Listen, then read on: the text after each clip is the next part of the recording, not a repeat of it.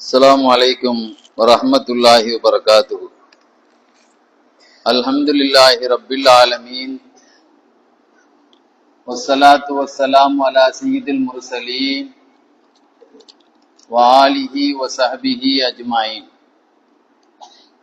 சுப்ஹானக லா இல்ம லனா இல்லா மா அல்லம்தனா இன்னக அன்தல் அலீமுல் ஹகீம். சங்கைக்கும் மரியாதைக்கும் உரிய அல்லாஹ்வுடைய நல்லடியார்களே, பெரியோர்களே,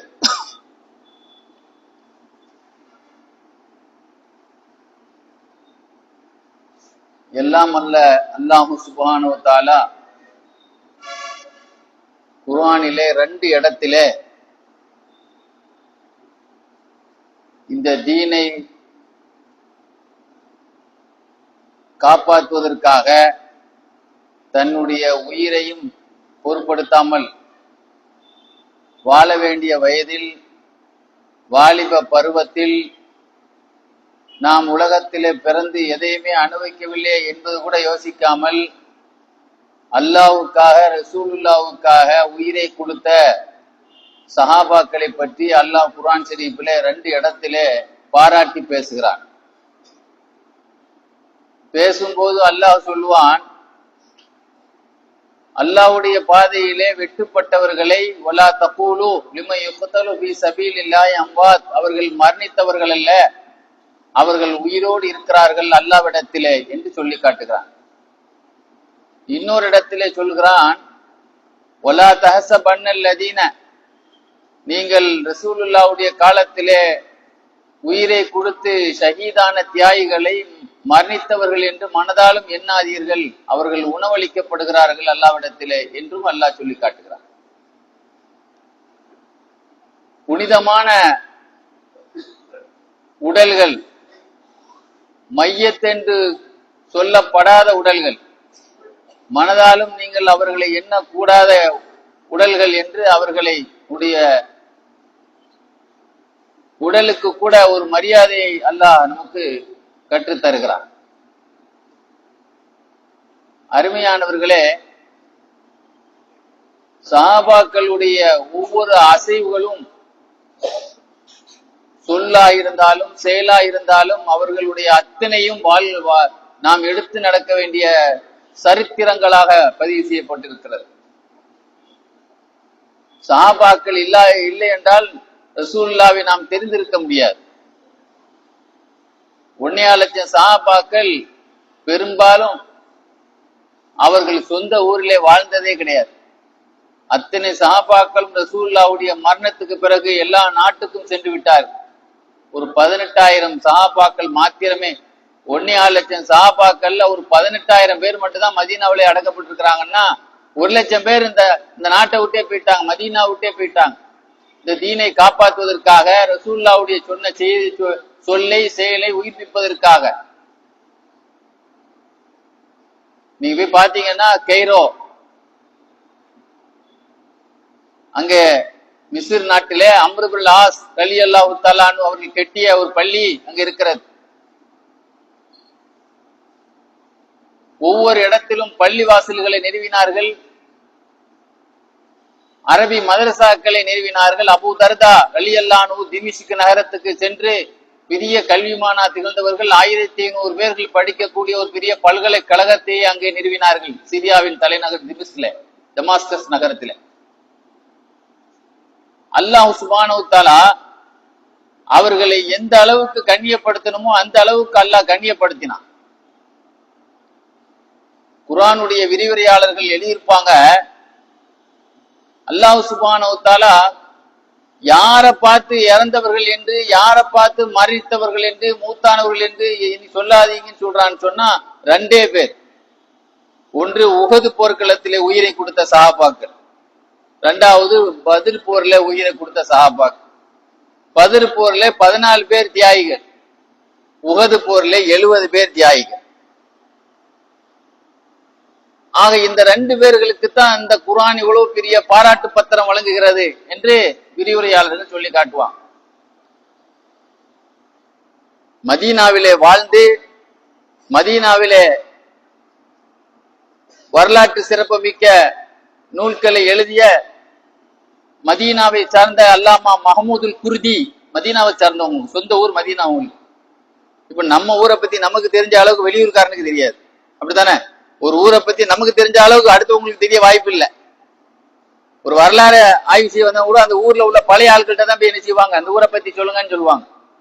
மதீனாவை சேர்ந்த மஹமூதுல் குர்தி சொல்லுவாங்க, நான் ஒரு சமயம் மதீனா உஹது மலைக்கு போயிருந்தேன்.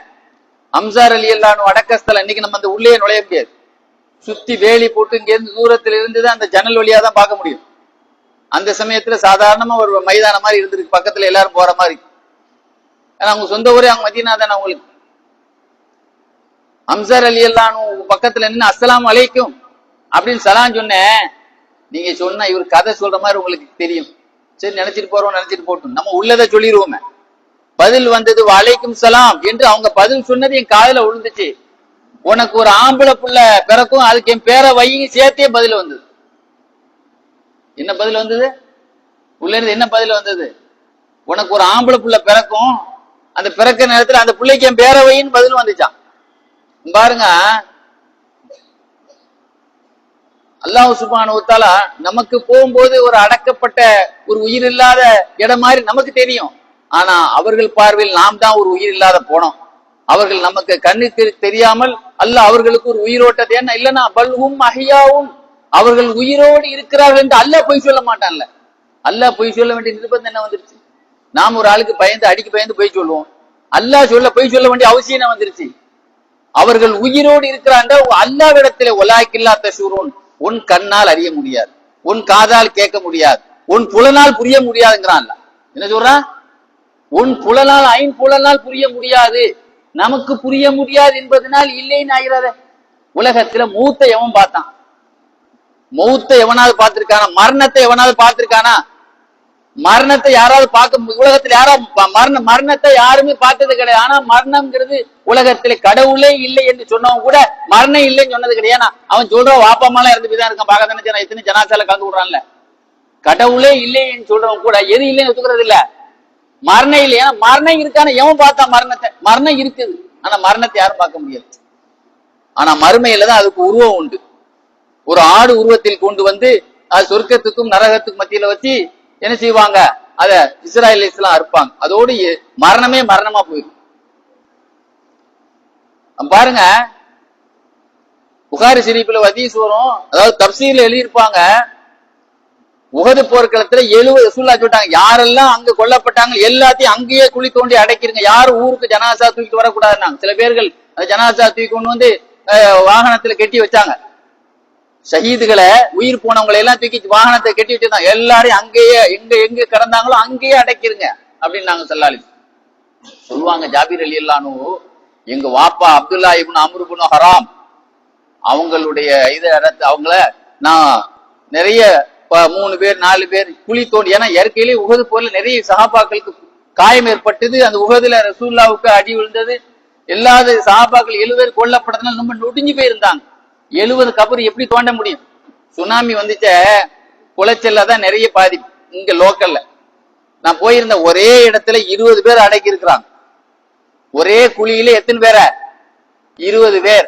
அந்த நேரத்தில் யாரு 20 குழி எங்க போய் தோன்றது? எல்லாம் பயந்துட்டே இருந்தாங்க. அப்ப அதனால எங்க வாப்பாவோடு சேர்ந்து சில பேரை சேர்த்து அடக்கி வச்சிருக்கு. அப்துல்லா இப்னு அம்ரு ஜஹஷ் ரலியல்லாஹு அன்ஹு 2 பேர் ஃப்ரெண்டு. அதனால அந்த அடிப்புல சில பேரோட 2-3 பேர் சேர்த்து அடக்கியிருந்தோம். ஆனா அப்புறம் என் மனசு கேட்கல. 2வது ஒரு சமயம் என்ன செய்தேன், தோண்டி தனியா ஒரு 6 மாசம் கழிச்சு 2வது தோண்டி அடக்குனேன். 6 மாசம் கழிச்சு போய் ஒரு கபரை தோண்டி பாருங்க எப்படி இருக்குன்னு. அப்படியே வச்ச மாதிரி இருந்தது. அவர்களுக்கு தேய்க்கப்பட்ட அந்த கற்பூர மாத்திரம் அந்த இடத்தை விட்டு மாறி இருந்ததே தவிர ஒரு முடியோ, அவர்கள் எப்படி குளிப்பாட்டப்பட்டாங்களோ எப்படி துணி இருந்ததோ அப்படி சொல்றாங்க. அல்லாம யூசுப் நபஹானி வரலாறு எழுதுவாரு, மதீனாவுடைய மண் ஒரு கெமிக்கல் உள்ள மண்ணாது. மண்ணத்தை இரும்ப போட்டால் பஸ்வமா ஆக்கக்கூடிய ஒரு கடுமையான ஒரு கெமிக்கல் கலந்த மண்ணாது. சீக்கிரம் மையத்தை தெரியாம அழிச்சிருமா. மதீனாவுடைய மண்ணுக்கு அவ்வளவு பவர் இருக்கான். ஆனால் அந்த மண்ணில் 6 மாசம் கழிச்சு நான் என்ன செய்தேன், எங்க வாப்பா தோண்டி அடக்குனேங்கிறான். அதுக்கு பிறகு 40 வருஷம் கழிச்சு முஆவியா ரலியல்லாஹு அன்ஹு உஹது மலை அடிவாரத்துல ஒரு வாய்க்கால் கொண்டு வரணும் பார்த்தா, தண்ணி வசதி கொண்டு வரக்கா உஹது மலை அடிவாரத்துல தான் அது கொண்டு வரணும். அதனால அந்த பக்கத்துல நிறைய சஹாபாக்கள் அடக்கஸ்தலம் இருக்குது. எல்லாத்தையும் என்ன செய்யுங்க, எல்லாத்துக்கும் லெட்டர் போட்டாங்க. யார் யார் யார் குடும்பத்துக்கு அவங்க லெட்டர் போட்டாங்க. உங்க குடும்பத்துல உள்ள மையத்து இங்க இருக்கு, உங்க ஆளுடைய மையங்களை நீங்க தான் தோண்டி இடத்த மாத்தி அடக்குங்க அப்படின்னு. 40 வருஷம் கழிச்சு யாருக்காவது கடிதம் போட்டு உங்க குடும்ப இடத்த அடக்கப்பட்டிருக்கு தோண்டுங்கன்னு சொல்லி ஏன் லெட்டர் போட்டாங்க? சஹாபாக்கள் அழியாத சரித்திரம். அவர்கள் எப்படி இஸ்லாத்துக்கு உயிரோட்டம் கொடுத்தார்களோ அல்லாஹ் அவங்க உடலுக்கும் ஒரு உயிரோட்டத்தை கொடுத்தான்.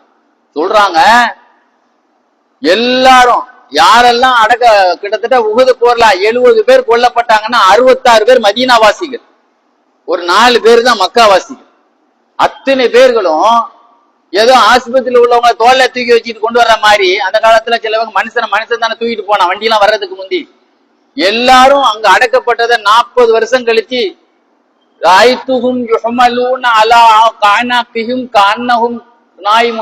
எல்லாரும் தோல்ல வச்சு தூக்கிட்டு போனாங்க. தூங்குற மாதிரியே எல்லாருடைய உடம்பும் இருந்தது. 40 வருஷம் கழிச்சு, 40 வருஷத்துக்கு முந்தி உஹது போர்ல அடக்கப்பட்ட சஹாபாக்களை முஆவியா ரலியல்லாஹு அன்ஹு எப்ப ஆட்சிக்கு வந்தாங்க? ரசூலுல்லாஹ்வுடைய காலத்துக்கு பிறகு. அதுக்கு அபூபக்கர் ஆட்சி பேல, உமர்ல ஆட்சி முடிஞ்சது, உஸ்மான்ல ஆட்சி முடிஞ்சது, அலில்லான் ஆட்சி பிறகுதான் முஆவியார்லாம் ஆட்சிக்கு வந்தாங்க. எங்க வாப்பாவையும் அப்படித்தான் தூக்கிட்டு வந்தோம். அதுக்கு பிறகு 3 தடவை எங்க வாப்பாவை தோண்டி இருக்கேன். அதுக்கு பிறகு 40 வருஷம் கழிச்சு அப்புறம் ஒரு 6 மாசம் கழிச்சு அந்த பக்கம் திடீர்னு ஒரு நீர்வீழ்ச்சி தேர்வு வந்து நீர் புகுந்து அந்த பக்கம் வெள்ளம் ஏற்பட்டு அது கபூர அரிக்க ஆரம்பிச்சு மேல தெரிய ஆரம்பிச்சிருச்சு. அப்புறம் 3வது 6 மாசம் கழிச்சு ஒரு தடவை, அப்புறம் 40 வருஷம் கழிச்சு ஒரு தடவை, அப்புறம் ஒரு 6 மாசம், மொத்தம் 3 தடவை எங்க வாப்பாவை நான் தோண்டி மாத்தி அடைக்கிருக்கேன். ஒரு சின்ன ஒரு மாற்றம் கூட இல்ல. எப்படிப்பட்ட மண்ணில், கெமிக்கல் மாதிரி இருக்கக்கூடிய பயங்கரமான மண்ணில எங்க வாப்பா அப்படி இருந்தான். ஏன் இன்னும் புகாரி ஷரீஃப் எடுத்து பாருங்க. ரசூல் ஸல்லல்லாஹு அலைஹி வஸல்லம் பக்கத்துல உமர் ரலியல்லாஹு அடக்கப்பட்டிருக்கிறாங்க. புகாரிலே இருக்கு. திடீர்னு அந்த நேரத்துல ஒரு சுவர் கீழே விழுந்தது. இப்ப இரும்பு மாதிரி கட்டப்பட்டிருக்கு துரிக்கியர்கள் ஆட்சியில.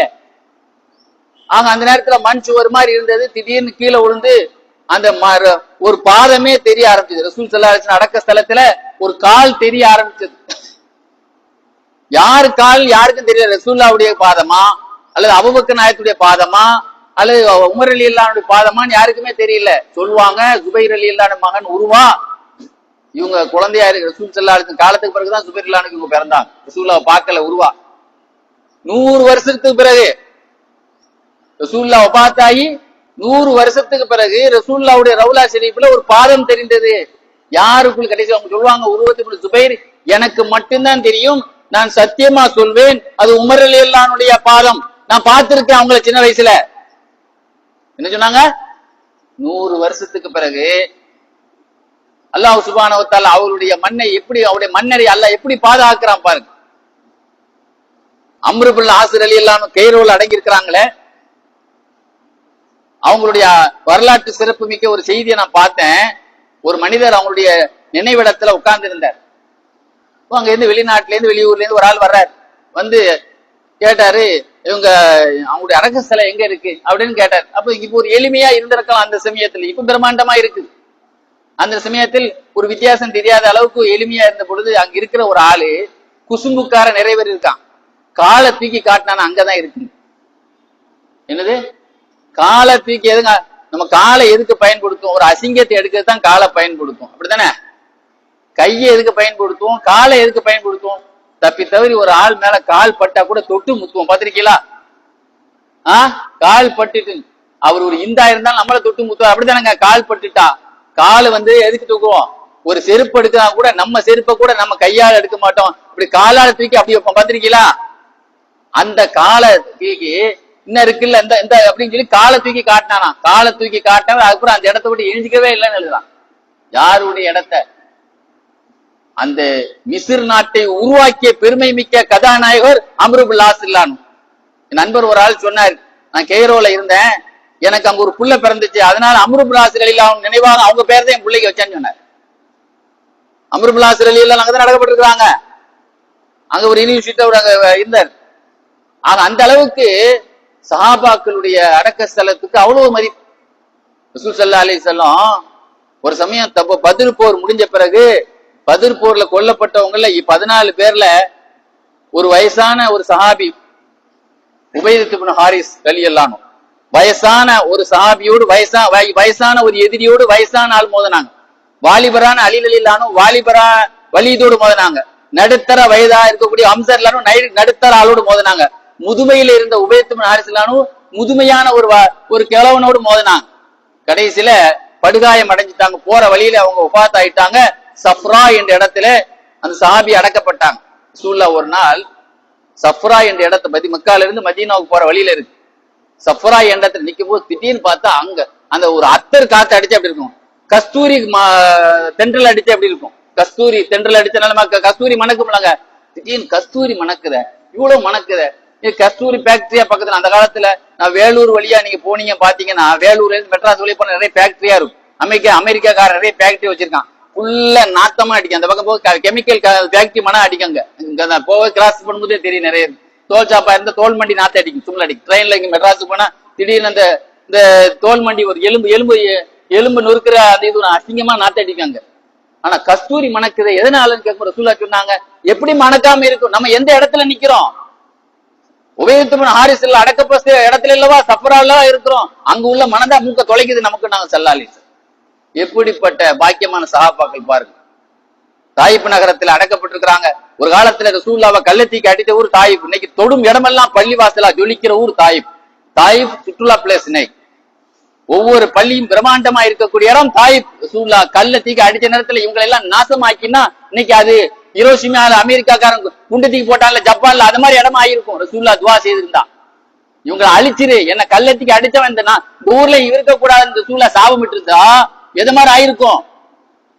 அமெரிக்காக்காரங்க உலக போர்ல குண்டத்துக்கு போட்டான்ல ஜப்பான்ல இன்னைக்கு வரைக்கும் அங்க பிறக்கிற பிள்ளைகள் எல்லாம் கால்கள் எல்லாம் ஊனமா தானே பிறக்குது. ஒரு அணுகுண்டை விட அல்லாஹ்வுடைய தூதருடைய வார்த்தை ரொம்ப பவரானது. ரசூலுல்லாஹ் துவா செய்தாங்க, தெரியாம அடிக்கிறான் அப்படின்னு.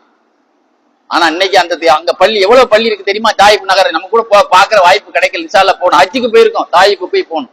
அங்கதான் அடக்கப்பட்டிருக்காங்க அப்பாஸ் ரலியல்லாஹு அன்ஹு, இப்னு அப்பாஸ் ரலியல்லாஹு அன்ஹு. இப்னு அப்பாஸ் எல்லாம் தாயிப்ல வஃபாத்தா அடக்கும் போது அந்த ஜனாசா உள்ள கபூர்ல வைக்கும் போது திடீர்னு ஒரு சவுண்ட் கேட்டுச்சு.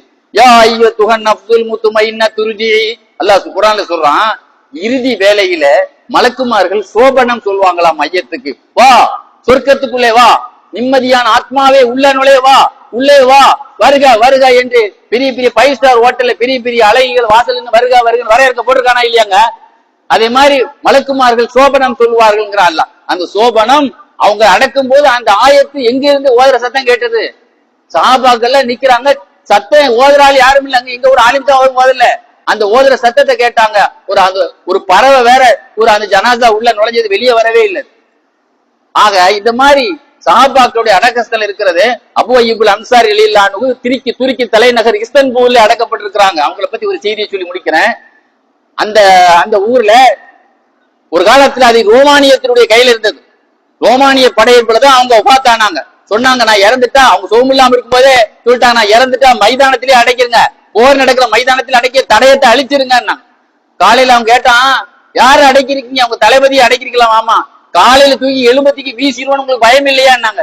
அவர் எலும்ப நீ தூக்குனீங்கன்னா மதீனாவுல உங்க சர்ச்சில பணி அடிக்க நான் அனுமதிக்க மாட்டோம். எங்க தளபதி மன்னரை நீ கை வச்ச உங்க ஆலய மணி எங்க அடிக்காது. எங்க நாட்டுல உள்ள உங்க ஆலய மணி அடிச்சு அதை அடிக்க விட மாட்டோம். இங்க உள்ள அவ்வளத்தையும் நாங்க நொறுக்கிறோம். நாங்க அப்படி மிரட்டின அந்த ரோமானியர்கள் பின்னால மழை வரலன்னா அங்க இருந்து துவா செய்வானா, ஆண்டவா இந்த மகானுடைய பொருட்டால் எங்கள் நாட்டுக்கு மழையத்தா. எப்படிப்பட்டி மிரட்டினவன். இந்த இதை தோண்டி வெளியே வீசுவேன்னு சொன்னால, நீங்க பிஜேபி கார ஒவ்வொரு இடத்துல பள்ளியாசல் உடைச்சிட்டு இருக்கானா இல்லையா? அதே மாதிரி அந்த மையத்து கபரை தோண்டி வீசுவேன் அப்படின்னு சொன்னவன் ரோமானியர்கள் மழை வரலன்னா கூடி இருந்து அங்க இருந்து ஒரு விசேஷ பிரார்த்தனை நடத்தி, ஆண்டவா இந்த பெரியவங்க இந்த ஊர்ல அடக்கப்பட்ட பொருட்சினால் எங்களுக்கு மழையத்த ஆண்டவா என்று கேட்பார்கள். இதா அம்ஹலு அவர்கள் பஞ்சம் ஏற்பட்டால் கஷஃபு அந்த கதவை திறப்பார்கள். உடனே மழை பொழியின் கிதாபுல இனல் ஆன் இன்னைக்கு வரைக்கும் 1500 ஆண்டு காலம் அந்த கிதாபை எழுதின வரலாற்று நாயகர் இப்னுல் அசீர் தன்னுடைய கிதாபுல் சஹாபாக்களுடைய உஸ்துல் காபா சஹாபாக்கள் காட்டு சிங்கங்கள் அந்த வரலாறு பேர். அந்த வரலாறு இருப்பார் இன்னைக்கு வரைக்கும். அந்த கிதாபு எழுதுற டேட் வரைக்கும் இன்னைக்கு வரைக்கும் இந்த அதிசயம் அங்க நடந்துகிட்டே இருப்பார். அவங்களுடைய வரலாறு எழுதுவாங்க. அந்த நாட்டை துருக்கி மன்னர்கள் துருக்கி ஆட்சியிலிருந்து சாக முஸ்லிம்கள் துருக்கியர்கள் கைப்பற்றினாங்க. துருக்கி மன்னர் அந்த நேரத்துல மன்னரா இருந்தவர் யாருன்னு சொன்னா அவர் தான் என்ன செய்த அந்த மன்னர் அவர் அந்த நேரத்துல இருந்த ஒரு மன்னர் அதை கைப்பற்றினார். கைப்பற்றி முடிச்ச பிறகு அந்த இடத்துல வந்து அபூ அய்யூப் அன்சாரி ரலியல்லாஹுடைய அடக்கஸ்தலம் எங்க இருக்கு அப்படின்னு சொல்லி மகான்கிட்ட கேட்டார். இது ஒரு நீண்ட தொடர். இன்ஷா அல்லாஹ் இதனுடைய தொடர்ச்சியை இன்ஷா அல்லாஹ் அடுத்த வாரம் பேசுறேன். சஹாபாக்களுடைய அடக்கஸ்தலம் ஒரு பாக்கியமானது, பரக்கத்தானது. நாம் சந்தித்து சலாம் சொல்ல வேண்டியது, ஒரு ஆளுக்கு வாழ்த்து சொல்லணும். ராணுவ தளபதிகளுக்கு வாழ்த்து சொல்றோம், அவரை வரவேற்கிறோம். இவராலதான் நமக்கு இந்த நாடு சுதந்திரம் பெற்றிருக்கிறோம். அவங்களதான் நீங்க முஸ்லீமாவே இருக்கும், அவங்களாலதான் நம்ம முஸ்லீமாவே இருக்கிறோம். அதனால சஹாபாக்களுடைய பெருமைகள் பேசப்பட வேண்டியது. இன்ஷா அல்லாஹ் இதனுடைய தொடர்ச்சியாக வரக்கூடிய வாரமும் சஹாபாக்கள் எந்த அளவு அவருடைய மன்னரைகள் அல்லாஹ் பாதுகாக்கிறான், எவ்வளவு பரக்கத்து பொழிந்ததாக அல்லாஹ். ஒரு மன்னர்களுடைய ராஜாக்களுடைய இடங்கள்லாம் உரு தெரியாமல் குப்பைகளாக கிடக்கிற நேரத்தில் இன்னைக்கு அவர்களுடைய இடமெல்லாம் ஜொலித்து கொண்டு இருப்பதை நான் கூட ஒரு சமயம் வீடியோல பார்த்தேன். அபூ அய்யூப் அன்சாரி எல்லாம் நடக்கிறதெல்லாம் வந்து லட்சோப தொலை மக்கள் தொழக்கூடிய பள்ளிவாசலாக பிரம்மாண்டமாக இன்றும் கேட்டப்பட்டிருக்கிறது. அல்லாஹ் சுப்ஹானஹு வ தஆலா அந்த சஹாபாக்களுடைய பெருமைகளை நாம் பேசுவது மூலமாக சொல்லுவாங்க அல்லவா, அதாவது அவங்களோட பூவோடு சேர்ந்த நாரும் மணக்கு, அவங்கள பத்தி பேசுறதுனாலயாவது அல்ல அவங்களோட நம்மளும் நுழையிற ஒரு வாய்ப்பை அல்ல நமக்கு தந்தருள் புரிவானாக. வாஹிரு தாவானா அல்ஹம்துலில்லாஹி ரப்பில் ஆலமீன். அஸ்ஸலாமு அலைக்கும் வரஹ்மத்துல்லாஹி வபரகாத்துஹு.